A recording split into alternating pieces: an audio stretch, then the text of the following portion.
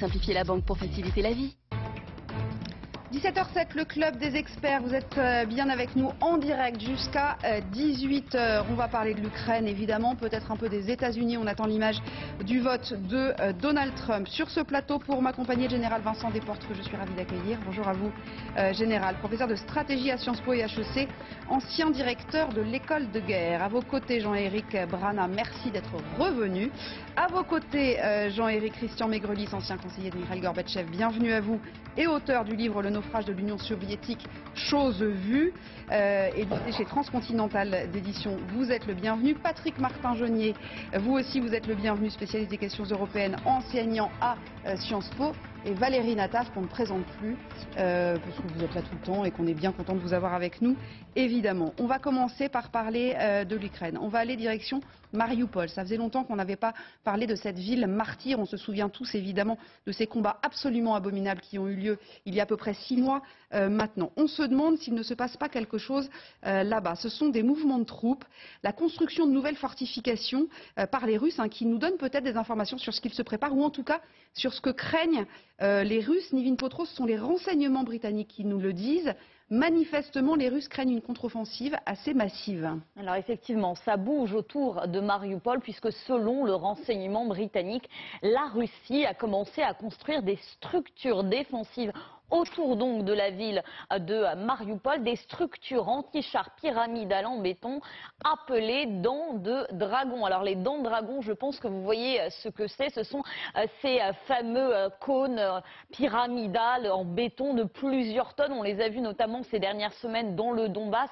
Vous savez, ils ont été installés par les hommes de Wagner. On appelait d'ailleurs ça la ligne Wagner. Leur but, il est évident, c'est tout simplement d'empêcher les chars et les blindés de circuler. Et d'après le renseignement britannique, eh bien, ces fameuses dents de dragon, eh bien, elles commencent à faire leur apparition autour de Mariupol. On a même la localisation de ces dents de dragon. Où sont-elles installées? Eh bien, selon les Britanniques, elles ont été aperçues aux abords de 2 villes, la ville de Starikim, que vous voyez juste là, on les a matérialisées par les petits triangles, autour également de la ville de Nikolski. Pour vous donner un ordre de grandeur, entre le centre-ville de Mariupol et de la ville de Nikolski, il y a environ 20 km environ. Le but de cette installation, c'est assez simple, c'est tout simplement de couper l'accès à cette fameuse autoroute, la T0803. Pourquoi les Russes font ça? Eh bien, tout simplement pour sécuriser leur position autour de la ville de Mariupol qu'ils occupent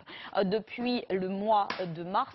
D'après un élu local, eh bien, les Russes auraient même installé 2 mini-usines pour produire ces fameuses pyramides en béton. La tendance actuelle est de fortifier considérablement Mariupol. Déclaration du conseiller du maire de Mariupol. Alors fortifier Mariupol, certes, mais d'après le renseignement britannique, fortifier également 2 autres villes, 2 autres fronts, celui de Kherson et également celui de Zaporijjia, puisque d'après les Britanniques, eh bien, plusieurs blocs de béton seraient partis en direction de ces 2 villes. On le voit, les Russes sont visiblement en train de changer de stratégie. On passe d'une guerre offensive à ce qui ressemble désormais à une guerre défensive, si bien que le renseignement britannique déclare ceci: la Russie fait un effort important pour préparer des défenses en profondeur derrière sa ligne de front actuelle, susceptible d'empêcher toute avancée ukrainienne. En cas de percée, les Russes seraient donc en train de geler la ligne de front, probablement en vue de l'arrivée de l'hiver. Ils vont probablement profiter de cette pause pour se réorganiser. Pourquoi pas former les mobilisés de ces dernières semaines, recevoir l'aide militaire promise par certains de leurs alliés, voire préparer une contre-offensive pour le printemps au moment du dégel. Merci Nivine. Général Desportes, vous en pensez quoi de cette affaire de dents de dragon? Tout à l'heure, je posais la question au général Chauvency qui me disait, vous savez, c'est fait pour retarder, ça n'empêche rien, les dents de dragon, ça n'empêche pas les blindés de passer, c'est pas vrai. Bon, d'abord, je pense que votre collègue a parfaitement défini la situation. On est en train d'installer des lignes de défense dans la profondeur pour essayer de tenir l'hiver. Mon camarade Chauvency a évidemment raison, les obstacles ne valent rien s'ils ne sont pas battus par des feux, ça, voilà. C'est le b.a.-ba. C'était l'expression employée. Voilà, c'est le b.a.-ba de la tactique militaire. Donc tout ça, ça marche. Battu par les feux, ça veut dire s'il n'y a pas quelqu'un derrière pour défendre. Non, pas derrière. En général, de l'artillerie assez loin Ah oui, en c'est ça. arrière. D'accord. Et une défense est toujours dans la profondeur. Donc vous avez derrière des chars qui vont tirer à 1200 mètres, puis des missiles qui vont tirer à 4000 mètres, et puis derrière de l'artillerie qui sera beaucoup plus loin et qui pourra tirer. Mais une défense qui ne serait qu'une ligne ne marche pas. Donc on a évidemment besoin de plusieurs lignes pour pouvoir éventuellement laisser rentrer l'ennemi, l'enfermer et ensuite le détruire avec les feux. On se rappelle les exemples typiques de la guerre de 1914-18.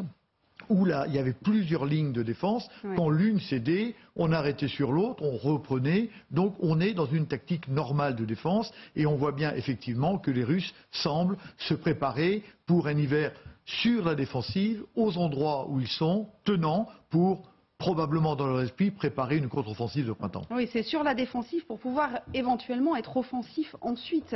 Mais d'ici là, il faut garder Mariupol. Il faut garder évidemment Kherson, on y reviendra tout à l'heure. Enfin, ils ne peuvent pas se permettre de perdre une once de terrain d'ici là. Non, mais vous avez raison, et en particulier Mariupol, parce que perdre Kherson est une chose, perdre Mariupol, qu'ils ont eu tant de difficultés à prendre il y a quelques mois, serait un nouveau camouflet pour, Oui. pour les armées du président Poutine, et pour Poutine lui-même. Donc on voit bien que ça a beaucoup d'importance, cette affaire-là. Il faut toujours préserver l'avenir. Est-ce qu'on va réattaquer ou pas? Personne ne le saura. Mais en tout cas, si on ne se défend pas là, Oui. on ne pourra pas le faire. Donc on se prépare soit à rester, peut-être à négocier, puisque c'est un peu au goût du jour Dans l'air actuellement du temps. sur la ligne, Ouais. quitte éventuellement à réattaquer si c'est possible au printemps. Mais Tout demeure possible. Christian Mégrelis, on reviendra encore une fois sur Kherson de façon plus précise tout à l'heure. Mais quand on entend le général, et tout le monde d'ailleurs maintenant, nous dire, bon, Kherson c'est une chose, mais il ne faudrait pas perdre Mariupol. Il y a encore une semaine, on disait, mais enfin, il ne peut pas se permettre de perdre Kherson, Potemkin, etc., etc., etc. Ça a l'air d'être pas du tout acquis, hein, attention, on reste prudent. Mais voilà, on verra tout à l'heure avec Lydie que peut-être effectivement le Kremlin commence à préparer les opinions à une sortie de Kherson. Mariupol, c'est aussi une ville symbole. La lutte a été acharnée, sanglante, abominable, atrocement violente, avec des déportés, avec, enfin, il y a des convois humanitaires attaqués, Oui. etc. Elle est fondamentale, cette ville aussi, pour Vladimir Poutine. Absolument. Et d'un point de vue Mariupol tactique, est même une encore plus place- peut-être que Kherson. Place très importante dans le sud de l'Ukraine, pas très loin d'Odessa, et qui contrôle avec Kherson le passage vers la Crimée. Je remercie le général de ses explications qui sont très claires et qui sont très importantes. Je pense que nous sommes devant une guerre qui va durer, je le dis déjà depuis des mois.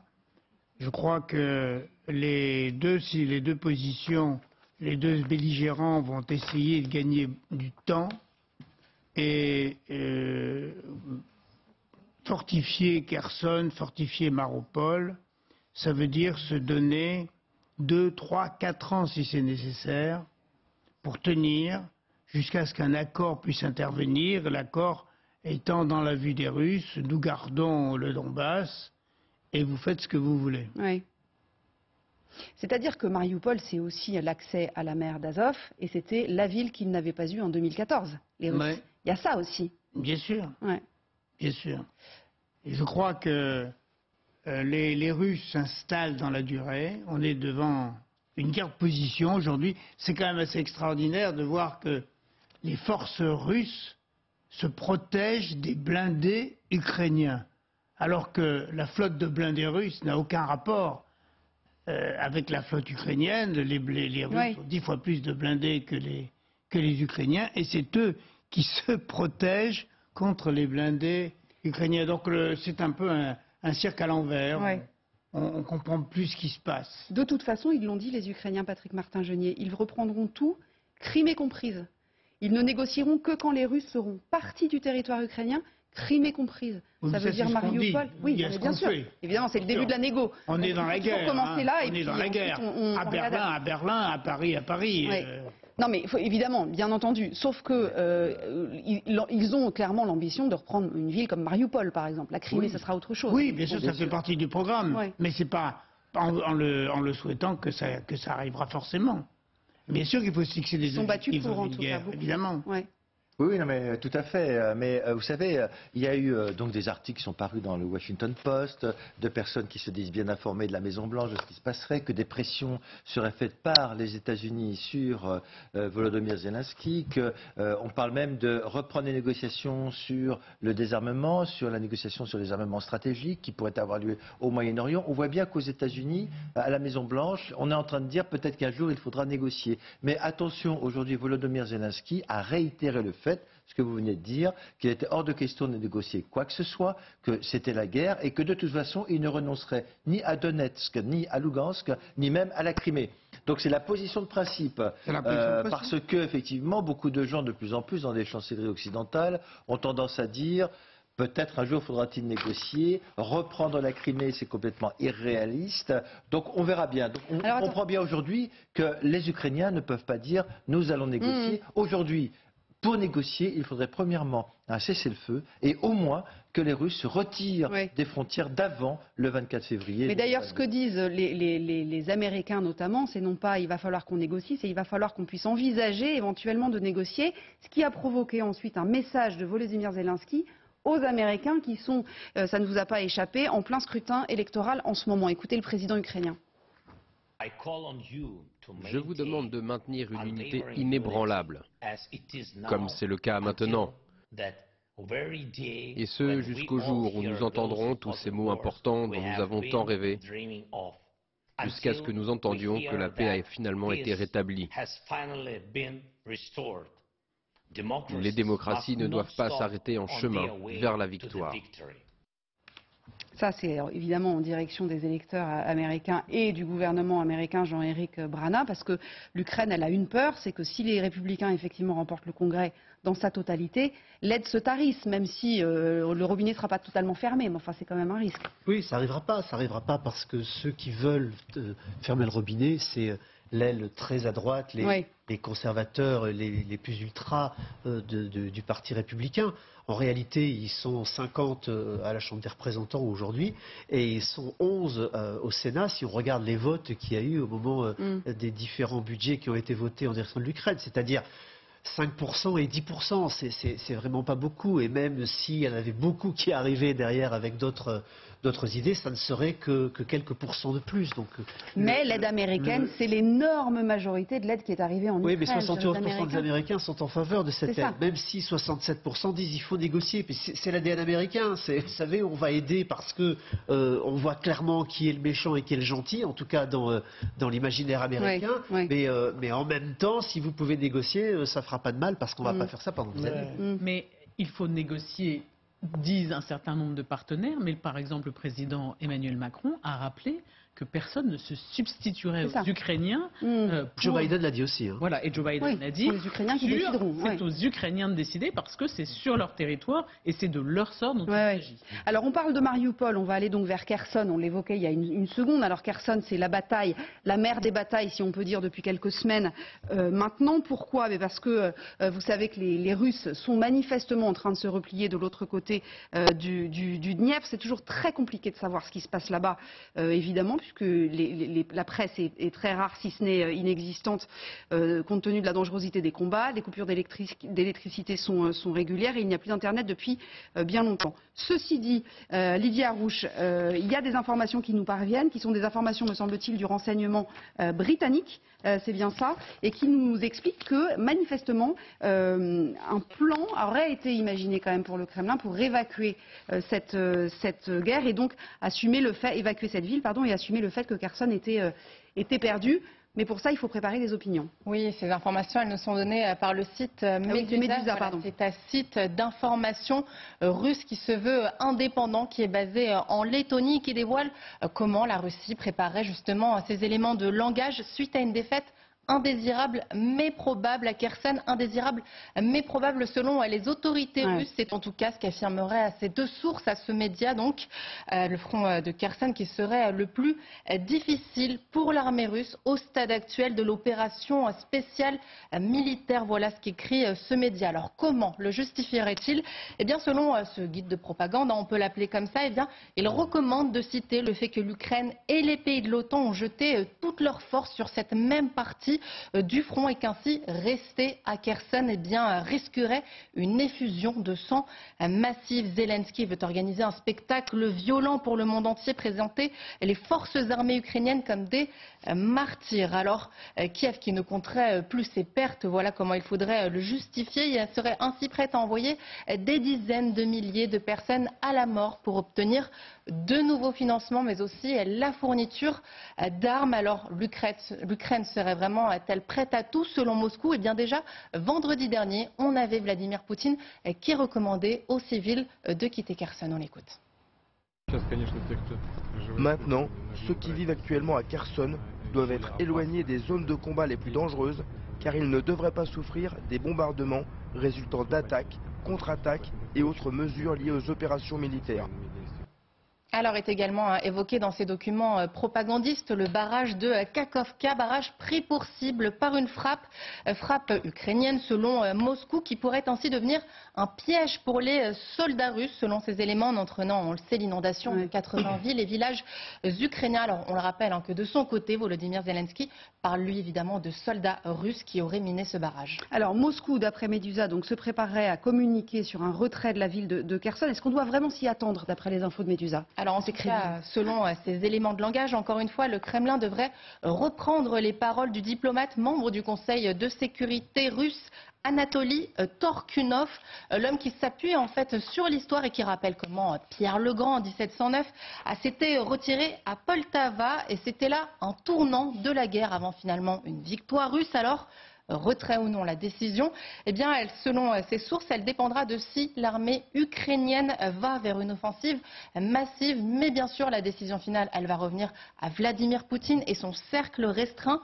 Le Kremlin qui penserait même être prêt à l'hiver 2023, on l'en prend, être en mesure donc d'une nouvelle offensive de grande envergure en Ukraine et pourrait là, cette fois, cibler la ville d'Odessa. Alors ça, on va y revenir. Merci beaucoup Lydie. Je vous voyais Christian Maigrelis réagir quand Lydie parlait de Pierre le Grand, parce que c'est vrai que Vladimir Poutine, il s'est beaucoup appuyé sur l'histoire. Il a parfois, très souvent d'ailleurs, réécrit l'histoire.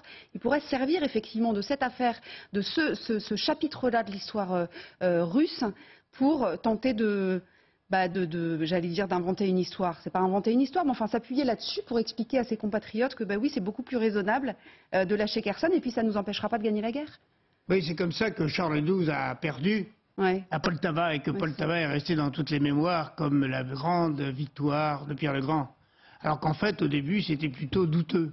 C'est un peu comme l'histoire de Borodino, qui est fêtée comme une victoire du côté russe et la Moskova du côté français. C'est la même bataille, mais chacun... en tout cas, les Suédois, eux, ils ont vraiment perdu, et Charles XII a perdu son trône, et derrière s'est écroulé le rêve de Charles XII. Et il faut se souvenir d'une anecdote très intéressante.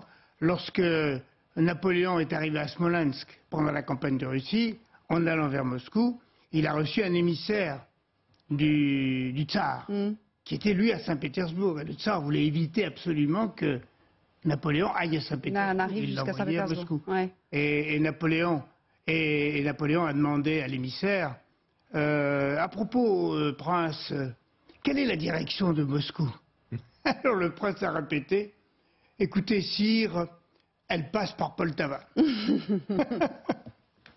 Non, mais c'est vrai que sur cette affaire de Kherson, il va falloir qu'il trouve l'histoire à raconter, comme on le disait tout à l'heure avec Valérie. Ah oui. L'histoire à raconter. Tout dépendra de l'histoire qu'il raconte. Oui. Mais de ce côté-là, je crois qu'il n'y a pas de difficulté. Il a démontré, Poutine, depuis un an, qu'il était capable d'inventer n'importe quoi. D'inventer n'importe quoi et de travailler sur le contraire, sur les contre-vérités en permanence. Oui. Après, la question, c'est on ne peut pas aujourd'hui accepter une affirmation de Poutine, parce qu'on sait que c'est faux. Enfin, la question, c'est comment est reçue ensuite cette histoire racontée par Vladimir Poutine. Alors, reçue par la population. Alors ça commence à être mal reçu par le public. Alors voilà. Parce qu'il y a le public, il commence à dire, il y a les militaires, il y a le FSB, il y a Il y a l'achat militaire, Mais il y a l'aspect politique et stratégique. Aujourd'hui, on sait très bien que Vladimir Poutine a dit tout et son contraire, vous l'avez dit, mais que politiquement et stratégiquement, il ne peut pas se permettre de perdre Kherson, qui était la première ville qu'il avait conquise lors de cette année. Sinon quoi? En fait, on dit il ne peut pas se permettre, mais sinon quoi? Politiquement, pourquoi? Parce que ça fragilise son pouvoir au Kremlin. Oui, mais c'est ça qui va le faire tomber. Sous la pression des nationalistes, sous la pression de la droite du Kremlin. Donc des gens, on voit bien, avec Prigojine qui est présent, qui a un pouvoir politique au Kremlin, on dit que ce fondateur des milices Wagner qui vient de construire un centre, un siège luxueux à Saint-Pétersbourg, a un accès direct à Poutine au Kremlin. Donc on voit qu'il est sous la pression de ces gens-là et que donc il y a un vrai risque qu'ils perdent peut-être stratégiquement, mais politiquement. Encore une fois, Kherson, c'est la ville qui donne accès vers la Crimée. C'est aussi sous ce barrage de Kakhovka. Et donc il y a un intérêt stratégique. S'il perd cette ville, eh bien effectivement, son pouvoir sera fragilisé. On a pour habitude de dire Poutine n'est pas fragilisé, il n'y aura pas de coup d'État. Néanmoins, il y a un vrai problème politique à ce niveau-là de préserver Kherson. Et il y a une chose, il y a un fait qui est très important, parce qu'on nous dit qu'il a appelé à évacuer cette ville. Si vous faites un petit calcul, c'est une ville qui comptait 280 000 habitants avant la guerre. On nous dit Poutine a évacué 70 000 personnes. Admettons que 50 000 personnes soient parties pour des raisons de la guerre. Il en reste combien? Il reste au moins 100 000 personnes dans cette commune. Et donc Vladimir Poutine est en train de dire il va y avoir un combat très violent et donc vous allez devoir assumer les conséquences de ce combat de rue qui va avoir lieu. Donc s'ils sont en train de quitter, et on sait que les soldats russes aujourd'hui sont en train de piller les maisons, ils volent des voitures, ils volent des ambulances, ils volent même les musées. Donc on voit bien qu'il y a effectivement une fuite en avant en quelque sorte, mais ça ne veut pas dire pour autant que Vladimir Poutine renonce pour toujours à reprendre le contrôle de cette ville. Ça attendra peut-être 2023, après l'hiver, mais comme vous dites, il y a des offensives, ils avancent, ils reculent. Alors, voilà. Et on peut rajouter sur Kherson, on peut rajouter que quitter Kherson pour l'armée russe, ça ce serait très compliqué. Et les manœuvres rétrogrades sont les manœuvres les plus compliquées. C'est le plus compliqué.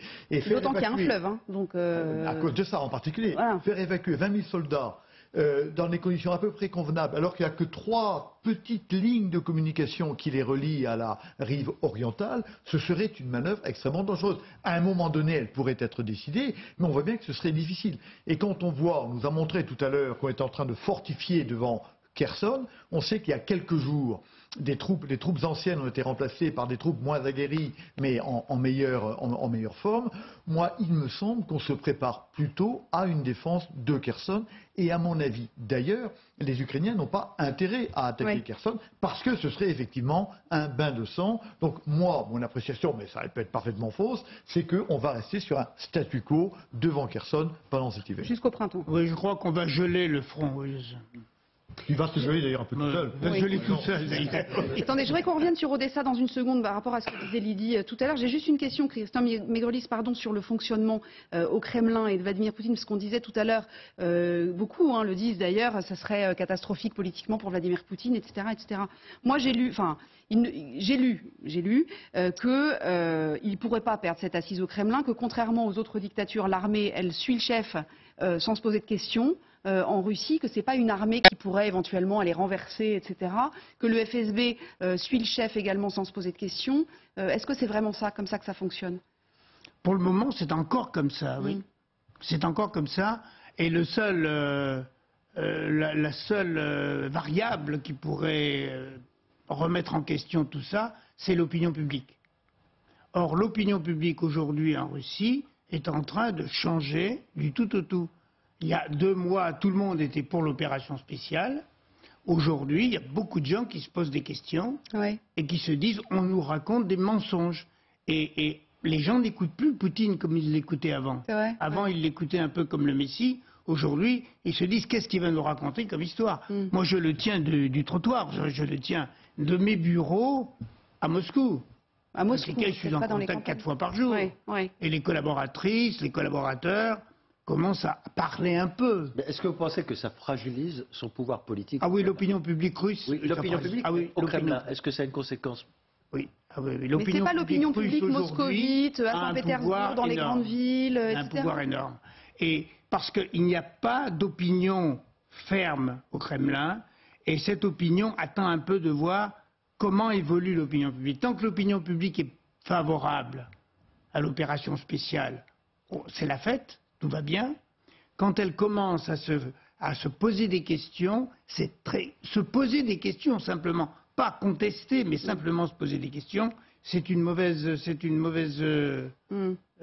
période. Et aujourd'hui, les gens non seulement se posent des questions, mais les gens se disent, ils nous prennent pour des idiots. Ils nous prennent pour des oiseaux, ouais. Parce qu'ils voient la mobilisation, ils voient les réactions des jeunes qui arrivent sur le front, il y a des téléphones dans tous les coins, il y a des photos qui circulent dans tous les coins.